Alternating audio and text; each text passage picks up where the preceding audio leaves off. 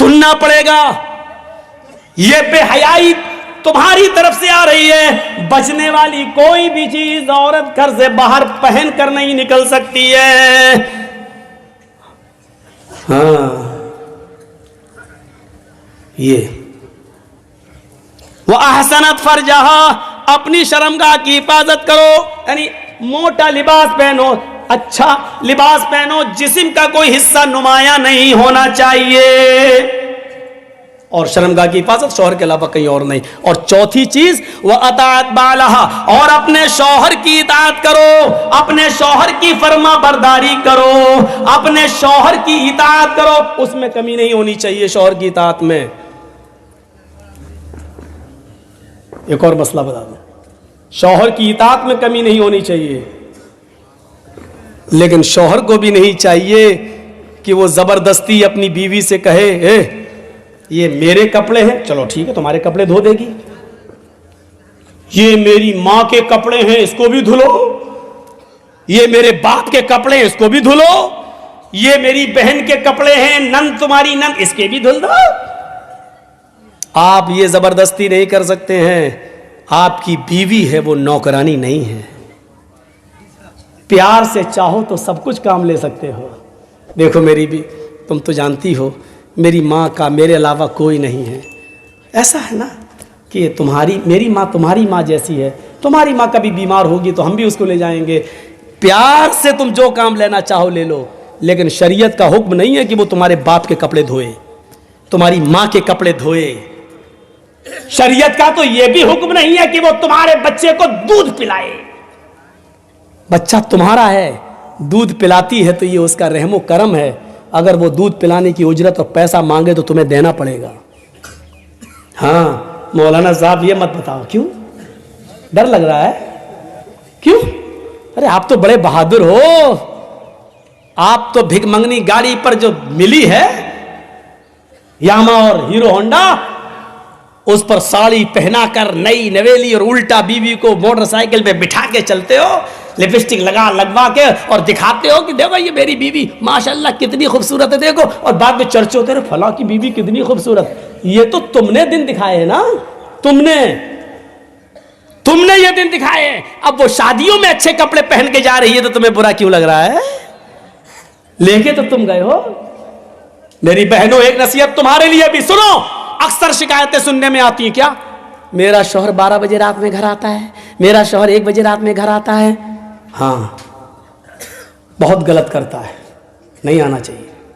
لیکن ایک بات سن لے، تمہارے لیے کہہ رہا ہوں میری ماں بہنوں، جو عورت اپنے گھر میں اپنے شوہر کے لیے بن سور کر نہیں رہتی ہے، مغرب کی اذان کے بعد اچھا کپڑا نہیں پہنتی ہے، زیب و زینت اختیار نہیں کرتی ہے، میک اپ اچھا نہیں کرتی ہے، اپنے جسم پر خوشبو نہیں لگاتی ہے، اچھے کپڑے نہیں پہنتی ہے، اپنے شوہر کے لیے بن سور کر تیار نہیں ہوتی ہے، اگر ایسا نہیں کرتی ہے تو اس عورت کو یہ کہنے کا اور اس شکایت کا کوئی ادھیکار نہیں ہے، کوئی حق نہیں ہے کہ وہ 12 بجے آتا اور 1 بجے آتا ہے. کیا کرے گا کہ تمہارے پسینے کی بدبو سونگے گا؟ کیا کرے گا کہ وہ تمہارے لیے مغرب کے بعد تمہارے گھر میں بیٹھ کے کیا کرے گا؟ تمہاری لنترانی سنے گا وہ؟ ہاں تمہیں شکایت کا پورا حق ہے. جب مغرب کے بعد منہ ہاتھ دھل کر میک اپ کر کے لپسٹک لگا کے کریم پاؤڈر لگا کے نہیں چپڑ کے اچھے کپڑے پہن کر تم ریڈی رہو اور اپنے شوہر کو 10 بار فون کرو، کہاں ہو جلدی آؤ نا، میں سو جاؤں گی پھر آؤ گے. 10 بار فون کرو، بلاؤ، پھر تمہیں شکایت کا حق ہے کہ میرا شوہر میرے پاس نہیں آتا ہے. رہو گی گھر میں بھنگن بن کر، پھر وہ آئے گا رات کے، کیا کرے گا وہ آ کر؟ پھر تو وہ اسی آفس والی کے پاس بیٹھے گا جس آفس میں اس کے ساتھ کام کرتا ہے، کیونکہ وہ اس کے لیے بنٹھن کر بیٹھی ہوئی ہے. اگر رات میں کوئی شوہر 1 اور 2 بجے تمہارے گھر آ رہا ہے تو اس کی ذمہ دار بھی تم ہو. تم نے کیسے اس کو اتنی آزادی دی ہے؟ تمہارے پیار میں کوئی کمی ضرور ہے، تمہارے میک اپ اور زیب و زینت میں کوئی کمی ضرور رہ گئی ہے، ورنہ وہ مغرب کے بعد گھر چھوڑ کے جاتا کیسے ہے سمجھ میں نہیں آتا مجھے. اطاعت، ورنہ اتنا بڑا حق، برا مت مانیے گا. اللہ کے نبی صلی اللہ علیہ وسلم نے عورت کو اتنا حکم دیا ہے کہ شوہر کی اطاعت اتنا کرے گی کہ اگر شوہر اپنی بیوی کو اپنی کسی خاص ضرورت کے تحت بلا رہا ہے، دن بھر آفس میں کام کر کے تھکا ہوا آیا ہے، اس نے شادی اس لیے کی ہے تاکہ اس کو سکون حاصل ہو، لتسکنوا الیہا، تمہاری بیویاں تمہاری سکون کا ذریعہ ہیں، جب بیوی سے سکون ہی نہ ملے تو کہاں جائے وہ، اس لیے فرمایا آئے اللہ کی بندیو، اللہ کے نبی کہتے ہیں میری مومنہ عورتوں کان کے پردے کھول کر سنو، تمہارا شوہر اگر تمہیں اپنی خاص ضرورت کے لیے تمہیں بلا رہا ہے، رات کے کسی بھی حصے میں تمہیں بلا رہا ہے یا دن کے کسی بھی حصے میں تمہیں بلا رہا ہے تو تمہیں انکار نہیں کرنا چاہیے، تمہیں اپنی شوہر کی فوراً بات ماننا چاہیے، یہاں تک کہ اللہ کے نبی نے کہا علی قطب، اگر تم اونٹ کے کجاوے پر بھی بیٹھی ہو تب بھی تمہیں آنا پڑے گا، اونٹ کا کجاوا تمہیں سمجھ میں نہیں آئے گا۔ عرب کی عورتیں جب ڈلیوری کا وقت قریب ہوتا تھا، ان کے بچے کی پیدائش کا وقت جب قریب ہوتا تھا اور بچہ جننے کا وقت جب قریب ہوتا تھا تو وہ درد سے بچنے کے لیے اونٹ کے کجاوے پر بیٹھ جاتی تھی، اور ایسا بیٹھنے کا مقصد یہ تھا کہ بچہ آسانی کے ساتھ پیدا ہو جائے اور ان کو درد نہ ہو۔ اللہ کے نبی نے فرمایا میری ماں بہنوں شوہر کا اتنا خیال رکھا اللہ کے نبی نے، اس کو غلط راستے پہ نہ جانے دیا جائے، اس پر تمہیں اتنا خیال رکھنا پڑے گا۔ فرمایا کہ اگر تم اونٹنی پر بیٹھی ہو، تمہیں ڈلیوری کا وقت قریب ہو، تمہارے بچے کی پیدائش کا وقت قریب ہو، تمہاری ڈلیوری کا وقت قریب کیوں نہ ہو، اگر ایسے موقع پر بھی وہ تمہیں بلا رہا ہے تو تمہیں اپنے شوہر کے پاس اس حال میں بھی جانا پڑے گا۔ حالانکہ یہ ایک مقصد ہے بتانے کا، یعنی اتنا بڑا مقام ہے، لیکن اتنا بڑا ظالم کوئی شوہر نہیں ہوگا جو اپنی بیوی کو اس حال میں بلائے گا کہ بچہ پیدا ہونے والا اور ہم اس کو اس حال، اتنا ظالم نہیں ہوتا کوئی مرد، اتنا ظالم نہیں ہوتا ہے۔ لیکن ایک مرد کی اہمیت بتائی ہے کہ دیکھو وہ دن بھر تھکا مارا آیا ہے، وہ باہر اس نے ہزاروں قسم کی لڑکیوں کو دیکھا ہے، اس کا دل بہک بھی سکتا ہے، پھسل بھی سکتا ہے، اس لیے اس کو سب سے زیادہ گھر آنے کے بعد تمہارے سکون کی ضرورت ہے۔ سنو میری، اللہ کے نبی نے فرمایا سنو اللہ کی بندیو، تمہارا شوہر اگر تمہیں اس حال میں بلاتا ہے کہ تم چولہے پر بیٹھی ہو، روٹی پکا رہی ہو، تب بھی تمہیں سب کو چھوڑ کے آنا پڑے گا۔ روٹی جلتی ہے تو جل جائے، ہانڈی میں گوشت پکتا ہے، جلتا تو جل جائے، جلدی سے گیس چولہا بند کرو اور اپنے شوہر کے پاس جاؤ، فوراً تمہیں اس کا حکم ماننا پڑے گا۔ حالانکہ اتنا بڑا ظالم بھی کوئی نہیں ہوگا جو یہ کہے گا کہ روٹی چھوڑ کے آ، اتنا بڑا ظالم بھی کوئی نہیں ہوگا۔ بتانے کا مقصد یہ ہے کہ وہ جس وقت بھی تمہاری ضرورت کو محسوس کرے گا تمہیں اس کے پاس جانا پڑے گا۔ اور مردوں کو بھی حکم ہے کہ وہ اپنی بیوی کو ناجائز طریقے سے نہیں ستائیں، اس کے بخار کا خیال رکھیں، اس کے درد کا خیال رکھیں، اس کی نیند کا بھی خیال رکھیں، کیونکہ صبح تمہیں تو اٹھنا نہیں ہے، تمہارے بچوں کو تیار کرنا اس کی ذمہ داری ہے، اسکول بھیجنا اس کی ذمہ داری ہے، ان کا بریک فاسٹ تیار کرنا ان کی ذمہ داری ہے۔ اس لیے بہتر یہ ہے ایک ٹائم فکس کر لو کہ ہمیں فلاں دن تم سے ملنا ہے۔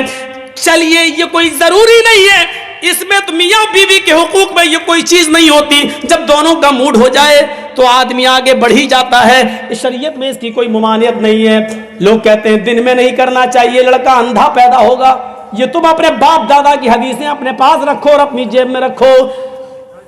اللہ کے رسول نے تو عورت کو حکم دیا ہے کہ نفلی روزہ تم اپنے شوہر کی اجازت کے بغیر نہیں رکھ سکتی ہو سکتا ہے کہ دن میں تمہارے شوہر کو تمہاری ضرورت پڑ جائے اور تم کہہ دو میں روزے سے ہوں، اور اس کے دل میں آگ لگ جائے، پھر وہ غلط راستے تلاش کرتا پھرے۔ اس کا مطلب یہ ہوا کہ دن کے بھی کسی حصے میں شوہر اپنی بیوی سے ہم بستری کر سکتا ہے۔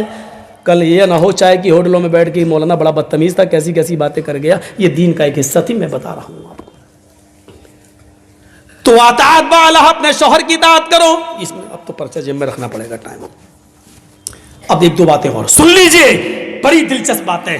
تو 4 چیزیں ہو گئیں، 5 وقت کی نماز پڑھتی ہو، رمضان کے پورے روزے رکھتی ہو، اپنی سطر کی اور شرمگاہ کی حفاظت کرتی ہو، اور اپنی شوہر کی اطاعت و فرما برداری کرتی ہو۔ یہ 4 کام جو عورت کر لے کیا ہوگا؟ فَلْتَدْخُلْ مِنْ أَيِّ أَبْوَابِ الْجَنَّةِ شَاءَتْ، یہ جنت کے جس دروازے سے داخل ہونا چاہے ہو جائے، اللہ کے فرشتے کھڑے ہوں گے، اے عورت 8 دروازے کھلیں، جا، جس دروازے سے جانا چاہے چلی جا۔ یہ ہے عورت کو جنت کا سرٹیفکیٹ۔ ایک دوسری حدیث میں اللہ کے نبی نے فرمایا جس کی 3 بیٹیاں ہوں گی یا 3 بہنیں ہوں گی، بہنیں، یعنی باپ کا انتقال ہو گیا تو بہنوں کا ذمہ دار بھی اب بھائی ہو گیا نا. تو جس کی 3 بیٹیاں یا جس کی 3 بہنیں ہوں اور باپ کا انتقال ہو گیا ہو اور بہنیں اس کی نگرانی میں ہوں، تو جس کی 3 بیٹیاں یا 3 بہنیں ہوں اور اس نے ان کو پڑھایا ہو، لکھایا ہو، اچھا ادب سکھایا ہو اور اچھی تعلیم دی ہو اور اس کے بعد ان تینوں کا نکاح کر دیا ہو، ان تینوں کی شادی کرا دی ہو، دیندار گھرانے میں ان کا گھر بسوا دیا ہو، تو ان تینوں کا نکاح کرا کے ان کا گھر بسانے والا، ان بہنوں اور بیٹیوں کا گھر بسانے والا جنت میں میرا پڑوسی بن کر رہے گا. کہاں رہے گا؟ جنت میں میرا پڑوسی بن کر رہے گا. اللہ کے نبی صلی اللہ علیہ وسلم کے پاس بہت سا مال آیا، صحابہ کرام مسجد میں پہنچ گئے، یہ مال تو سب میں تقسیم ہوگا. تو فجر کی نماز سے پہلے اللہ کے رسول صلی اللہ علیہ وسلم مسجد میں پہنچے تو دیکھا صحابہ مسجد میں پہلے ہی پہنچ گئے. ابھی آسان ہوتی تھی تب آتے تھے، آج تو یہ پہلے ہی آ گئے. تو اللہ کے رسول نے فرمایا لگتا ہے شاید تمہیں خبر مل گئی کہ آج مال تقسیم ہوگا. بحرین سے مال آیا تھا، بہت مال، تو سب صحابہ میں بٹنا تھا. تو صحابہ نے کہا ہاں اللہ کے رسول، مال